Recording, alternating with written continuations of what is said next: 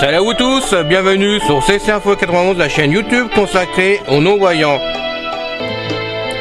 Présenté par Alain Leclerc, avec Pascal Cusson. Musique de notre ami José Licenciato, qui nous l'offre gratuitement la musique, merci à lui.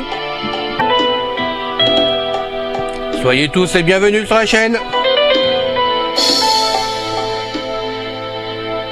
Bonjour à tous. C'est encore Pascal Cusson parmi vous pour la chaîne YouTube CC Info 91.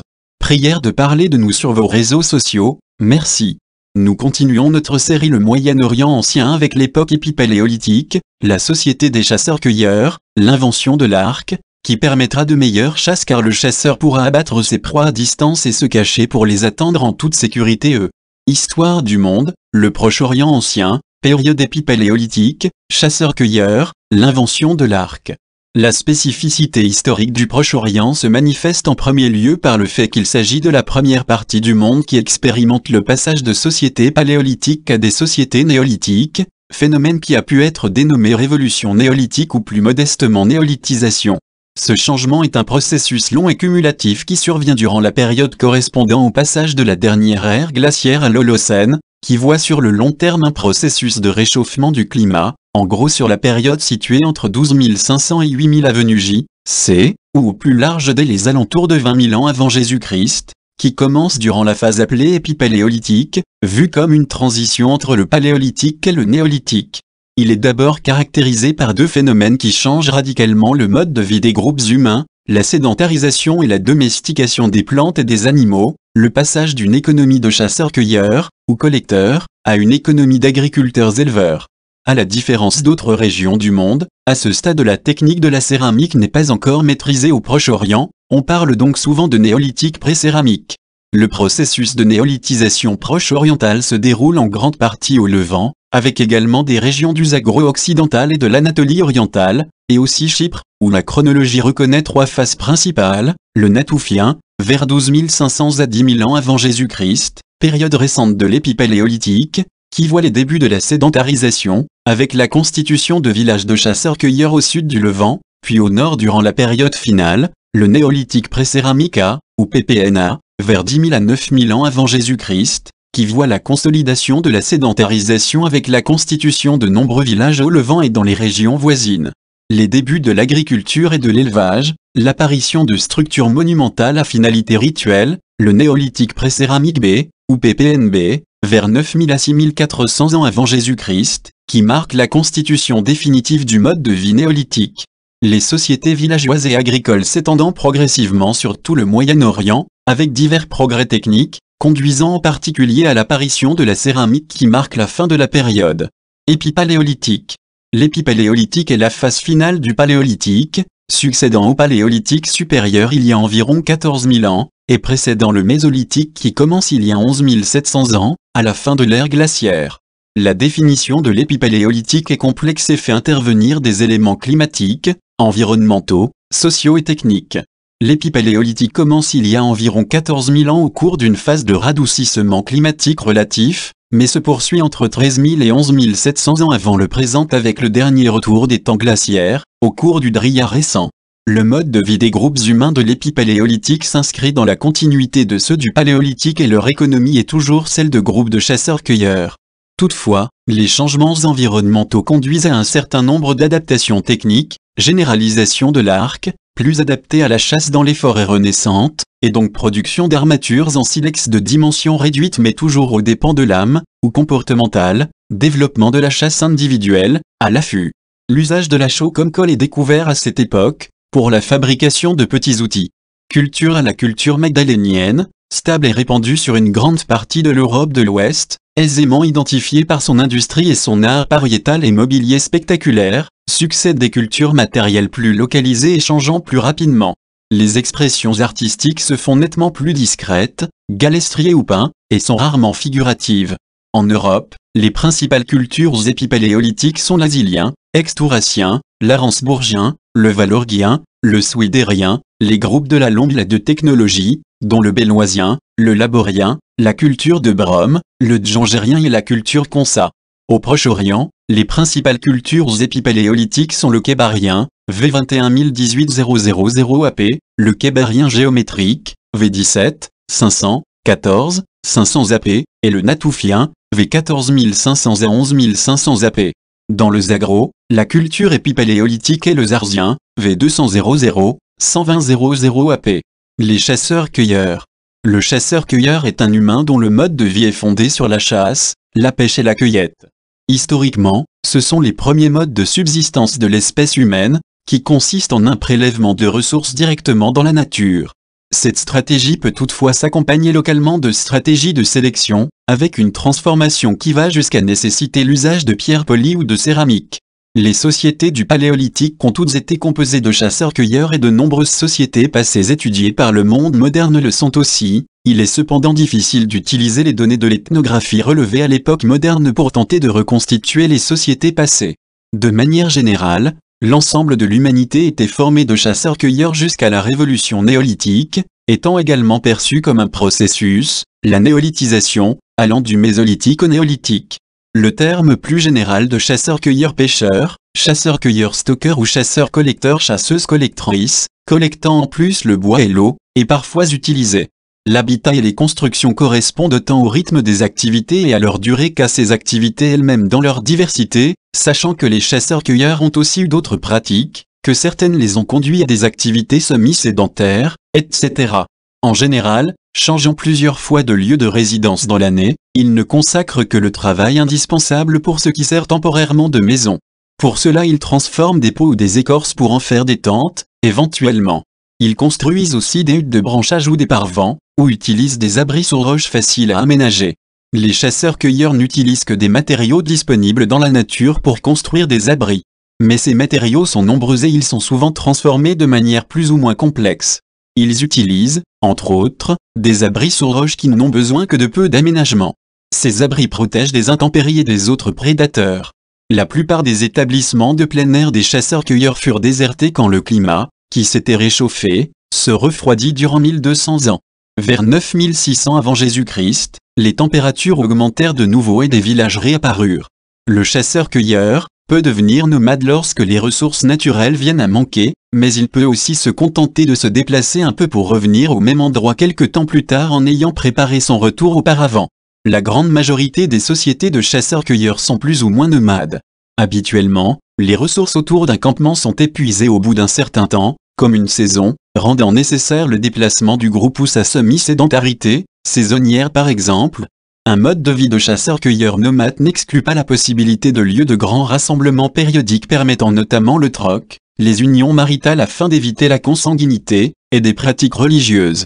Ils peuvent même conduire à l'érection de structures pérennes comme Stonehenge ou Göbekli Tepe. De très nombreuses découvertes, surtout depuis les années 2000, en particulier en alliant les disciplines archéologiques et anthropologiques, ont montré que les cultures de chasseurs-cueilleurs ont donné à l'humanité certaines inventions fondamentales qui étaient autrefois attribuées aux sociétés du néolithique. Parmi ces innovations, la pierre polie et la céramique, la domestication du chien et la sélection de certaines espèces végétales, certaines formes d'agriculture comme la sylviculture. Ceci pose des questions nombreuses, terminologiques, la néolithisation, la classification des sociétés en plus ou moins complexes, etc., mais aussi d'ordre méthodologique. La chasse des animaux sauvages est destinée à s'alimenter, à utiliser les os pour fabriquer des outils et à s'habiller de leur peau cousue avec des aiguilles d'os et des fils de matière végétale ou animale. Le chasseur-cueilleur sait aussi tresser et fabriquer des fils et des cordes.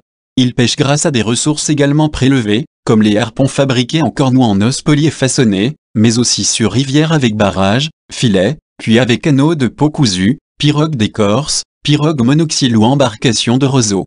Il cueille de nombreuses espèces de fruits, en particulier des noix et éventuellement des glands, et des plantes diverses, dont des graminées ou des bulbes, pour se nourrir et se soigner. L'homme prélève sa nourriture, il ne la produit que rarement. Il peut la transformer par séchage, fumage, fermentation, macération. Le chien, unique animal domestique des chasseurs-cueilleurs paléolithiques, est élevé comme auxiliaire de chasse et non pour la production de viande.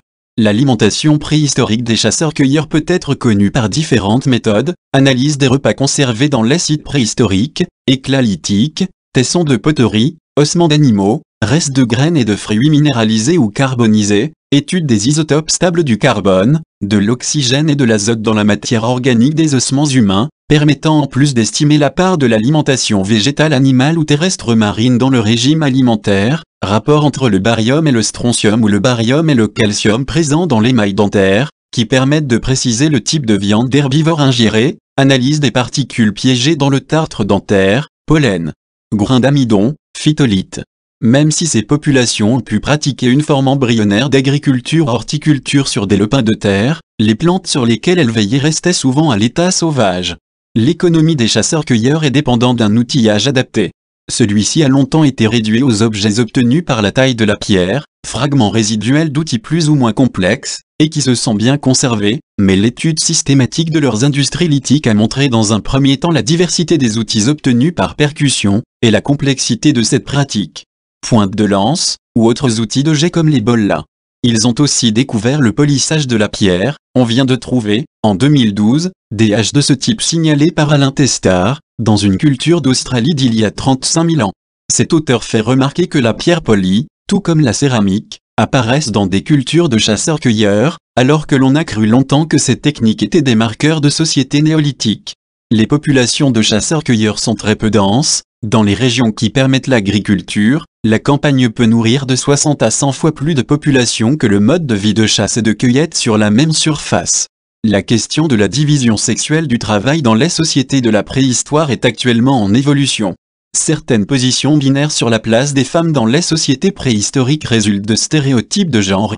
Selon l'historienne des sciences Claudine Cohen, les idées sur la division sexuelle du travail trouvent leur source au XIXe siècle, mais ont été largement reprises à la base de maintes réflexions contemporaines sur la division sexuelle du travail.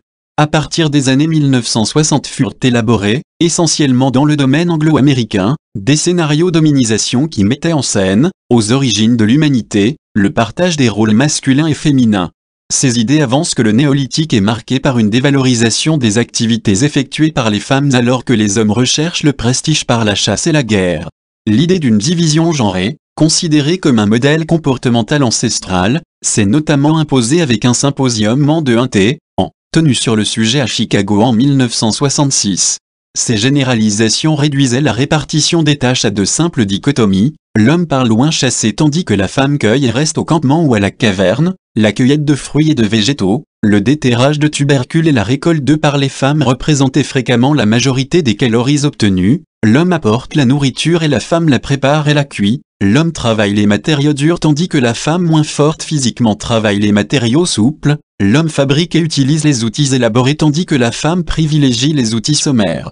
Alain Testard, anthropologue et ethnologue français, publie en 1979 un article sur les sociétés de chasseurs-cueilleurs.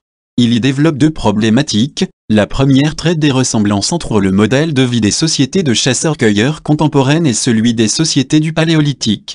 La seconde redéfinit la révolution néolithique, ou mieux la néolithisation comme processus lent, en attribuant le passage vers un mode agro-pastoral à la découverte de techniques de stockage, grenier léger sur pilotis, tas en pièces principales, grands paniers, silos simples, fosses à stockage. Il développe, sous un nouvel angle, cette étude en 2014 dans l'Amazone et la cuisinière, Anthropologie de la division sexuelle du travail, où il remet en question l'idée commune selon laquelle les travaux demandant de gros efforts sont réservés aux hommes. D'autres règles, non dites, régissent les attributions des travaux aux hommes et aux femmes depuis que les chasseurs-cueilleurs se sont fondés sur leur représentation du sang, notamment le sang menstruel, pour structurer les représentations sociales et la constitution du genre. Pendant des millénaires et probablement depuis la préhistoire, la division sexuelle du travail provient de ce que la femme a été écartée des tâches qui évoquaient trop la blessure secrète et inquiétante qu'elle porte en elle. Le sang menstruel, au pouvoir magique, ne doit pas être mélangé à celui de l'animal, alors que les hommes perdent leur sang pour des raisons connues, blessures lors de la chasse ou de la guerre. François Héritier fait la même analyse. Il se pourrait que ce soit dans cette inégalité-là, maîtrisable versus non maîtrisable, voulu versus subi, que se trouve la matrice de la valence différentielle des sexes, qui serait donc elle aussi inscrite dans le corps, dans le fonctionnement physiologique, ou qui procéderait, plus exactement, de l'observation de ce fonctionnement physiologique. Selon l'hypothèse de la grand-mère, la ménopause chez les femmes aurait permis à celle-ci, en devenant grand-mère, de se spécialiser dans la tâche d'élever ses petits-enfants, déchargeant les mères de cette tâche et transmettant leur expérience, cette division sexuelle du travail favorisant un investissement parental différencié. Par ailleurs, les sociétés de chasseurs-cueilleurs tendent à ne pas avoir de structure sociale hiérarchique, mais ce n'est pas toujours le cas. Le nomadisme leur permet d'éviter l'accumulation de biens, source de l'inégalité. Elles évitent donc d'entretenir des dirigeants, artisans ou fonctionnaires à plein temps. La réalité est certainement plus complexe, comme le montre l'ethnologie, car il peut y avoir stockage pas simplement de ressources domestiquées mais aussi de ressources sauvages chez les chasseurs-cueilleurs-stockeurs. On peut cependant diviser les sociétés de chasseurs-cueilleurs en deux tendances selon le mode de redistribution, les sociétés égalitaires, avec une redistribution immédiate, et consommation de leur prédation ou production en un jour ou deux, les sociétés inégalitaires, avec stockage de surplus et redistribution différée, richesse ostentatoire, poteaux funéraires, totems, grandes fêtes distributives. Dans les sociétés égalitaires, les systèmes familiaux sont différents de ceux des sociétés de cultivateurs et éleveurs ou des sociétés industrielles, classes matrimoniales, exogames, non hiérarchisées. Ainsi, dans des sociétés sans richesse, avec quête masculine, de partenaires sexuels, pour la première épouse, dans le service pour la fiancée, le fiancé se met au service de son beau-père, et de sa belle famille, pour une longue durée, mois ou années de corvée, asservissement et humiliation. La richesse est alors facteur de libération, pas par thésaurisation, mais par fabrication de produits matériels durables, capables de remplacer le travail forcé, pièges, arcs, haches, canaux, têtes de bétail, esclaves. Dans tous les cas, l'esclavagisme est possible, et temporaire, jusqu'à consommation, selon Alain Testard. Les sociétés de cueilleurs-chasseurs ne sont pas plus égalitaires que les nôtres, elles sont traversées, structurées peut-on même dire, par des rapports de dépendance et ou de force, pas nécessairement héréditaires. La nouveauté du néolithique, c'est l'existence d'inégalités socio-économiques, c'est-à-dire la différenciation entre riches et pauvres, Testard, avant l'histoire, page 413. L'anthropologue français Pierre Clastre décrit les communautés de chasseurs-cueilleurs comme des sociétés ignorant l'exploitation de l'homme par l'homme. Qu'est-ce qu'une société primitive? C'est une société non divisée, homogène, telle que si elle ignore la différence entre riches et pauvres, a fortiori, l'opposition entre exploiteurs et exploités en est absente. Pierre Clastre, Le Retour des Lumières, 1977. L'invention de l'arc, un arc composite est le nom générique donné à un type d'arc fabriqué à partir de matériaux disparates assemblés selon une technique semblable, commune à différentes peuplades d'Extrême-Orient, d'Asie centrale, et du Moyen-Orient. Fabrication. Différents matériaux sont utilisés afin de bénéficier des avantages et des propriétés de chaque matériau. De la corne de yak, des nerfs effilochés et séchés, du collagène, de la colle et du bois sont les assemblages les plus communs. L'arc ainsi formé est ensuite recourbé contre sa courbure naturelle. Variation. Certains modèles incluent des plaques de métal sur la face intérieure de l'arc afin d'augmenter la tension. Une autre variation observée est d'enrouler de la corde de manière très serrée autour de l'arc afin encore d'y augmenter la tension, à la manière d'un ressort, semblable au principe de l'onagre à l'Antiquité romaine. Flèche. Une flèche est un projectile, constitué d'une longue hampe, ou fût, ou tube, muni d'une pointe à une extrémité, d'un empennage et d'une encoche à l'autre, et utilisé principalement pour la chasse ou la guerre. Les flèches destinées à être lancées par un arc ou une arbalète sont construites pour une arme ou un modèle d'arme particulier. Les flèches courtes destinées aux arbalètes sont appelées carreaux.